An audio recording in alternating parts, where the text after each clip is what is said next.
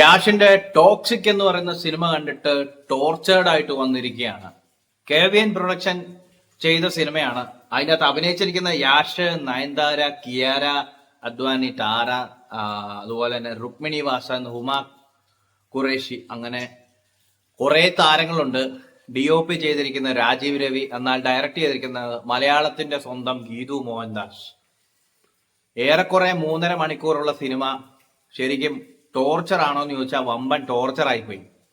ഒരുപാട് പ്രതീക്ഷിച്ചാണ് പോയത്. കാരണം യാഷ് എന്ന് പറഞ്ഞ നടന്റെ KGF 1ഉം 2ഉം എല്ലാം കണ്ട് നമ്മൾ ആ ഒരു ഇതിൽ ത്രില്ലിൽ ഇരിക്കുന്ന സമയത്താണ് ടോക്സിക് എന്ന് പറയുന്ന സിനിമയുടെ അനൗൺസ്മെന്റും അതിന്റെ കാര്യങ്ങളും എല്ലാം വന്നത്. പിന്നെ ചെയ്യുന്നത് പ്രത്യേകിച്ച് നമ്മുടെ സ്വന്തം ഗീതു മോഹൻദാസും കൂടെ ആയപ്പോഴത്തേക്കും ഒരുപാട് പ്രതീക്ഷകൾ ഉണ്ടായിരുന്നു സിനിമയിൽ. പക്ഷെ നമ്മൾ ഈ പറയത്തില്ലേ, ഒരു ബോംബ്, 2 ബോംബ്, 3 ബോംബ്, അങ്ങനെ മൊത്തത്തിൽ ബോംബായിരിക്കുകയാണ് ടോക്സിക് എന്ന് പറയുന്ന സിനിമ. ഒരു കണക്ഷൻ എന്ന് പറയുന്ന സാധനം നമുക്ക് കിട്ടുന്നില്ല. അതായത് തുടക്കം മുതല് വെടിവെപ്പ, വെടി, പുക, ബോംബ്, അതിന്റെ കൂടത്തിൽ പ്ലക്ക് പ്ലക്ക് പ്ലക്ക്. പറയാതിരിക്കാൻ മേല, പുള്ളിക്കാരനല്ല, ആദ്യം ഗീതു മോഹൻദാസിന്റെ കാര്യം പറയാം. ഗീതു മോഹൻദാസ് ഭയങ്കര എന്താ പറയാ, WCCയും അതുപോലെ തന്നെ വുമൺ എംപവർമെന്റും സ്ത്രീകൾക്ക് വേണ്ടി സംസാരിച്ചിരുന്ന ഒരാള്, അങ്ങനെ ഭയങ്കര ആർജവത്തോടുകൂടി സംസാരിച്ചിരുന്ന ഒരാള് പെട്ടെന്ന് പ്ലേറ്റ് മറിച്ചിട്ടിട്ട് ഇതുപോലെ സ്ത്രീകളെ ഭയങ്കര അപമാനിച്ചുകൊണ്ടൊരു സിനിമ, അങ്ങനെ തന്നെ പറയണം. ഒരുത്തൻ കയറിയിട്ട് ചുമ്മാ നമ്മള് ആണുങ്ങൾ സിനിമ കണ്ടുകൊണ്ടിരിക്കുമ്പോൾ ഒരുമാതിരി എന്ത് പരിപാടിയെ കാണിച്ച യാഷിനെ പിടിച്ച് നോർത്ത് അമേരിക്കയിൽ കൊണ്ടാക്കിയ ഒരു അവസ്ഥ പോലെ ആയി പോയോ എന്ന് വരെ ചിന്തിക്കും. അത്രയും ഭയങ്കരമായിട്ട് നമ്മളെ അത്ര ടോക്സിക് ആക്കി കളയുന്ന, അല്ലെ നമ്മളെ അത്ര ടോർച്ചർ ചെയ്യുന്ന രീതിയിലാണ് സിനിമയുടെ കാര്യങ്ങളെല്ലാം വന്നിരിക്കുന്നത്. പിന്നെ ആക്ഷൻ ഡയറക്ടേഴ്സ് JJ പെറി, അൻവറിബ് കെച്ച, കമ്പാക്കിഡി, അങ്ങനെയൊക്കെയാണ് പുള്ളിക്കാരുടെ പേര്.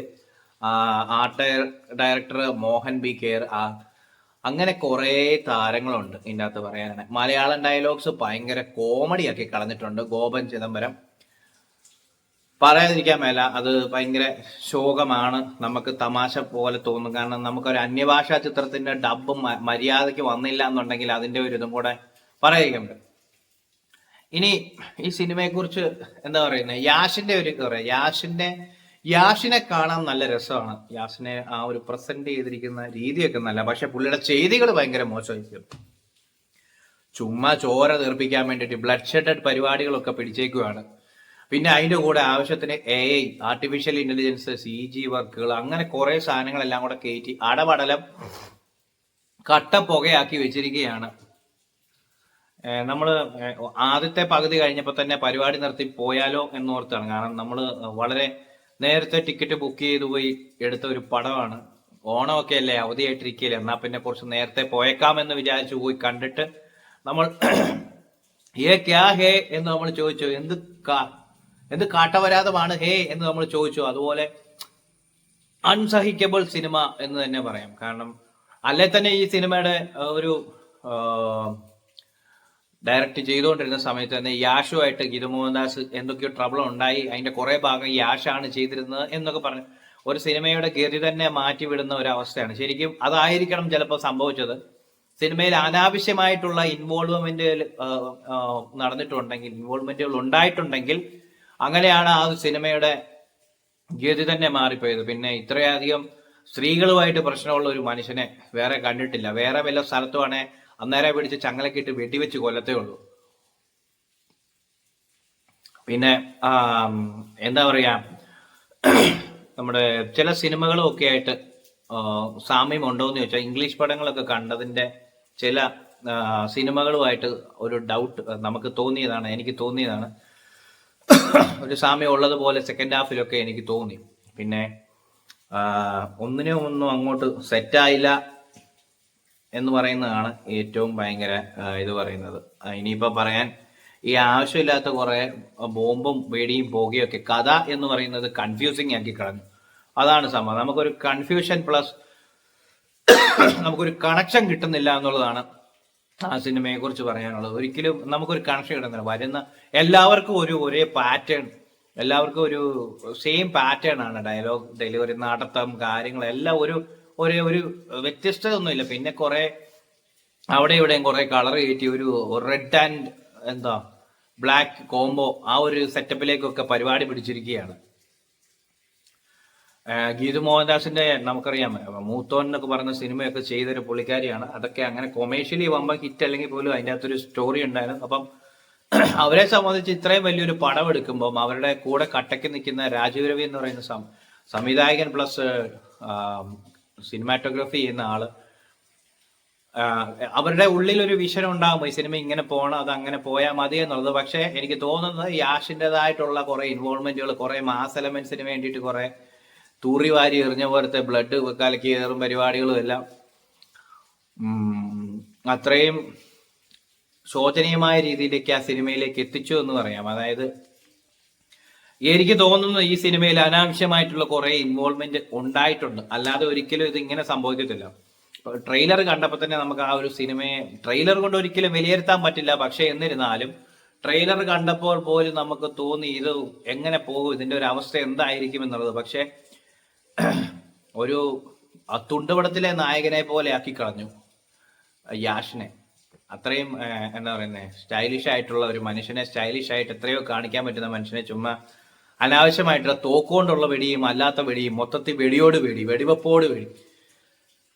ഗീതു മോഹൻദാസിന് ഇതൊക്കെ എങ്ങനെ സാധിക്കുന്നു എന്നുള്ളത് ഇത് ശരിക്കും ഒന്നെങ്കിൽ അവരുടെ കയ്യിൽ നിന്ന് പോയ സംഭവമാണ്.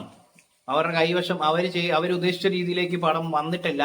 അവരുദ്ദേശിച്ച രീതിയിൽ നിന്നും മറ്റ് ആളുകൾ പടത്തിൽ കയറി ഇടപെട്ട് കുളവാക്കിയതാണ്. നിക്കക്കള്ളി ഇല്ലാതെ ഇങ്ങനെ ആക്കി. അതായത് അവസാനം ഒന്നുമില്ല എന്നുള്ള രീതിയിലാക്കി. KVN പ്രൊഡക്ഷൻ എന്താ പറയാ, അവരുടെ ഭാഗത്ത് നിന്ന് വമ്പൻ നഷ്ടത്തിലേക്ക് പോകും. എനിക്കറിയത്തില്ല ഇനിയിപ്പോ മറ്റ് ഭാഷയിലേക്കൊക്കെ, അല്ലെങ്കിൽ ഈ പറയുന്ന പോലെ മറ്റ് ഭാഷയിലെ സിനിമ ആളുകൾ ഏറ്റെടുക്കുമെന്ന് അറിയത്തില്ല. മലയാളത്തിൽ കണ്ടപ്പോൾ നമുക്ക് ഇങ്ങനെ ഒരു കുറച്ച് ബുദ്ധിമുട്ടുള്ള ഡബിന്റെ അകത്ത് പ്രശ്നം, മൊത്തത്തിൽ ഏതാണ്ടെല്ലാം കുറെ CG മാറിയിട്ട് വല്ലാത്തൊരു അപരാധിച്ച പരിപാടിയാക്കി കളഞ്ഞിരിക്കുകയാണ് ഒരു സിനിമ. എങ്ങനെ നന്നാക്കാമായിരുന്നു? കാരണം യാഷിനെ പോലെ അത്രയും ഒരു മാസീവ് ലുക്കുള്ള ഒരു മനുഷ്യൻ ഒരു മാസീവ് ഫൈറ്റൊക്കെ ചെയ്യാൻ, ഫൈറ്റൊക്കെ എന്നൊക്കെ പറഞ്ഞാൽ എൻ്റെ പൊന്നോ വലിയ പടമൊക്കെ അല്ലേ, പക്ഷെ നമ്മളെ കൊണ്ട് താങ്ങാൻ പറ്റുന്ന പടങ്ങളൊക്കെ ഇത് ശരിക്കും ഈ പടം ഗീതു മോഹൻദാസ് ആണോ അതോ യാഷാണോ ഡയറക്റ്റ് ചെയ്തത് എന്നുള്ളത്, അത് അങ്ങനെ ഒരു കിംവദന്തിയും കേൾക്കുന്നുണ്ട്, യാഷാണ് പകുതി ചെയ്തതെന്നുള്ളത്. പക്ഷെ ഏറെക്കുറെ ഇതിന്റെ ഒരു സെറ്റപ്പ് കണ്ടിട്ട് ഗീതു മോഹൻദാസ് മാറി നിൽക്ക് എന്ന് പറഞ്ഞിട്ട് പുള്ളി യാഷ് കയറി ഇടപെട്ടിട്ടുണ്ടെന്നാണ് തോന്നുന്നത്. കാണുമ്പോൾ നമുക്ക് അതിൻ്റെതായ ഒരു ഇതാണ് വരുന്നത്. മൊത്തത്തിൽ എങ്ങനെ സാധിക്കുന്നു ഇങ്ങനെയൊക്കെ പടം ഇറക്കാൻ? എത്രയോ നല്ല പടങ്ങളായിരുന്നു പ്രശാന്ത് നീലുമായിട്ട് മറ്റേ KGF 1 KGF 2 ഒക്കെ വന്നത്. അത്രയും മാസമായിട്ട് വന്ന സിനിമ ഇതിപ്പോ ഒരുമാതിരി അവസ്ഥയാക്കി കളഞ്ഞല്ലോ. അതിന്റെ അപ്പുറത്തേക്ക് വല്ലതും പറയാനുണ്ടോ എന്ന് ചോദിച്ചു കഴിഞ്ഞാൽ അറിയില്ല. കാരണം അത്രയും വെടിയും പുകയാക്കി കളഞ്ഞു. ഓണത്തിന് വെടി പൊട്ടിച്ചിരിക്കുകയാണ്, അത്രേ പറയുന്നുണ്ട്. ടോക്സിക് എന്ന് പറയുന്ന ഒരു സിനിമ ഇങ്ങനെ നമുക്ക് പോസിറ്റീവ് സൈഡ് പറയാനുണ്ടോ എന്ന് ചോദിച്ചാൽ യാഷിനെ കാണുമ്പോൾ നമുക്ക് ആ ഒരു യാഷിനെ പ്രസന്റ് ചെയ്തിരിക്കുന്ന യാഷിന്റെ ആ ഒരു എടുപ്പും നടപ്പും ഒക്കെ, പക്ഷെ ചെയ്തികൾ മോശമായി പോയാൽ പിന്നെ എന്ത് ചെയ്യും? എവിടെയൊക്കെയോ കുറെ സംഭവങ്ങൾ വിഷ്വലി ചില ഭാഗങ്ങളിലൊക്കെ നമുക്ക് ഓക്കെ ആയിരുന്നു. എല്ലാം കൊണ്ടും ചില ഭാഗങ്ങൾ വിഷ്വലൈസ് ചെയ്തിരിക്കുന്ന രീതിയൊക്കെ നന്നായിരുന്നു. പക്ഷെ ചില ഭാഗത്ത് കയ്യിൽ നിന്ന് പോയെന്ന് നമുക്ക് അറിയാമായിരുന്നു. നമുക്ക് അതായത് നമുക്ക് ഒരിക്കലും ഒരു കംപ്ലീറ്റ്ലി പടം ഓക്കെ അല്ലാത്തൊരവസ്ഥയിലേക്ക് വന്നു. എന്തെങ്കിലും ഉണ്ടായിരുന്നു, പിന്നെ ഉണ്ടായിരുന്നു ഇതിൽ ചുമ്മാ, അതായത് ആളുകളെ ചുമ്മാ ടോർച്ചർ ചെയ്യാൻ വേണ്ടി. കാരണം കുറെ ഗുണ്ടു സാധനങ്ങളും ഈ പറയുന്ന പെണ്ണിന് വേണ്ടി നടക്കുന്ന ഒരുത്തന കാണുന്ന പെണ്ണുങ്ങളെല്ലാം വേണം എന്ന് പറയുന്ന ഒരു അവസ്ഥയിൽ നടക്കുന്നതായി. നാട്ടിൽ വല്ലവരുമാണേ ഉണ്ടല്ലോ വെട്ടിവെച്ച് വിട്ടു. ഒരിക്കലും ശരിയാണ്, ഫിക്ഷനാണ് സ്റ്റോറി എന്നൊക്കെ പറയുമ്പോൾ, സിനിമ എന്ന് പറയുമ്പോൾ റിയാലിറ്റി അല്ല, അതൊരു കഥയാണ്, ഒരു എന്താ പറയുന്ന ഒരു ആളുകൾ മെനഞ്ഞെടുക്കുന്ന കഥയാണ്, സംഭവങ്ങളൊക്കെ ശരിയാണ്. പക്ഷെ എന്നിരുന്നാലും ഒരു അല്പമെങ്കിലും കാണുന്ന ആൾക്ക് ഒരു പമ്പ് ചെയ്തിരിക്കാൻ വേണ്ടി തോന്നണ്ടേ? അതില്ല. പകരം